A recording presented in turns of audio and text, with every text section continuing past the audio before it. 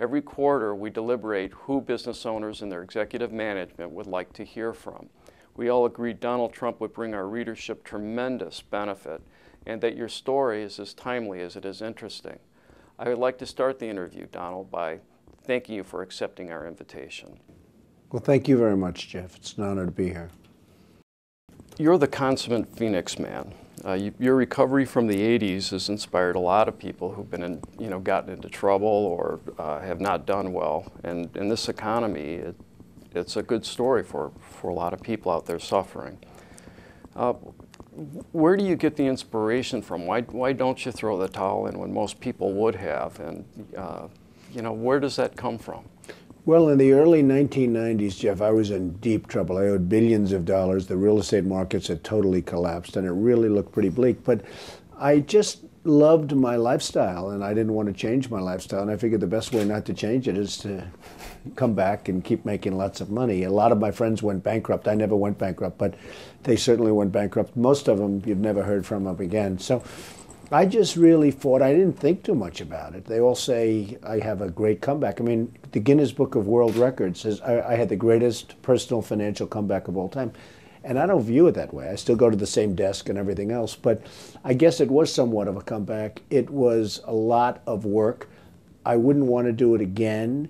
When I think back on it, it really, to a certain extent, was a big learning experience. You learned who was loyal, who wasn't loyal, who were your friends, who weren't your friends. But it was something that was, it was pretty amazing. It was a pretty good comeback. Yeah. I give myself some credit.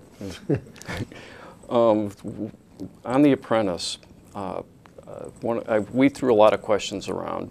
People wanted to know answers to them. One of them is, what is your criteria for hiring and firing, and do you use that in your other businesses? Well, The Apprentice is interesting because I don't hire people and fire people necessarily the way I do. When I look at somebody and, viciously scorn that you're fired and they go crazy and the ratings go crazy and everybody loves it. I mean, generally speaking, when I fire somebody, I'm not that way. I usually fire somebody because it's not quite working out. It's just not happening. And I don't like using the word you're fired. I do something over a little bit longer period of time. But The Apprentice has been an amazing story because there was something that wasn't supposed to be successful. When NBC signed me, and I did it with Mark Burnett, who did the big two were The Apprentice and Survivor, and Mark's a terrific guy. When The Apprentice and NBC agreed to do it, they didn't even give an option because they assumed it was going to be a one-year wonder, and that would be it. 97% of the shows that go on television fail. So this was supposed to fail. In fact, when I originally signed, they had numerous other shows along with me. This was supposed to fail, and it became a tremendous hit. It actually became the #1 show on television for a long period of time, and to this day is doing phenomenal ratings. So it's been a lot of fun. But it does tell you, everybody said it's not going to work. It's never going to work. I had an agent that said, this thing is ridiculous. It's not. And it became a big smash hit. So you never know. Keep chugging. What do you attribute the success to?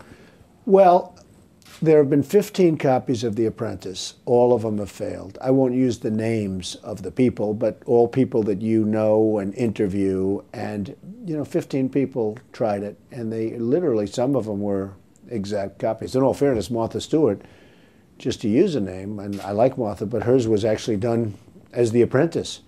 And it just got no ratings. It got no traction. And so I don't know. I assume it's me to a certain extent. I guess without me, I mean, why wouldn't it be me? I'm the biggest part of the show. So for whatever reason, I assume it's probably me that made it very successful. And Mark Burnett's done a really good job, and we have some great people behind us. But it has become a major success, and NBC just renewed it for 2 more episodes. We had tremendous ratings on Celebrity Apprentice, where Bret Michaels won and Joan Rivers won just before that. And we've just been renewed for 2 more. Well, you seem to like the fighters. Do you have some warrior in you, or? Well, I do like the fighters, but not always. I mean, Bill Rancic, the first winner, was a fighter, but didn't seem to be that much of a fighter. I like people that are fighters. Annie Duke, who came in second, who was great. She's certainly a fighter, great poker player, but Joan Rivers beat her out, but Joan Rivers is a fighter. So if you look, I think Bret Michaels was sort of low-key. he ended up, I mean, all sorts of things are being talked about now with Brett because of his success on The Apprentice. So that he may replace Simon Cowell.